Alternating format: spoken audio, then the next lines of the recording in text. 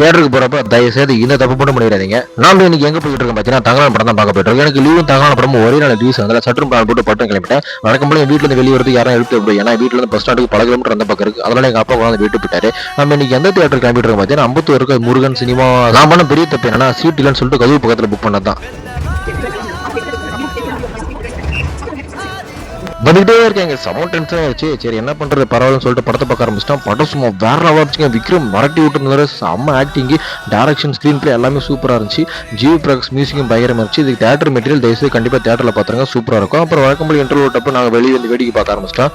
இன்னைக்கு எதனா வாங்கிக்கிறோன்னு கேட்டா மூடிட்டு உள்ள படம் அனுப்பிச்சு விட்டவன படம் பார்த்து முடிச்சுனே எனக்கு பசி வந்துருச்சு. வெளியே வந்து எங்க பட்ஜெட்டுக்கு ஏற்ற மாதிரி ஒரு ரெஸ்டாரண்ட் எதிரில் இருந்துச்சு. டக்குனு நாங்க போயிட்டு ஆளுக்கு ஒரு மஷ்ரூம் ஃப்ரை ஆர்டர் போட்டு வெயிட் பண்ணிக்கிட்டு இருந்தோம்.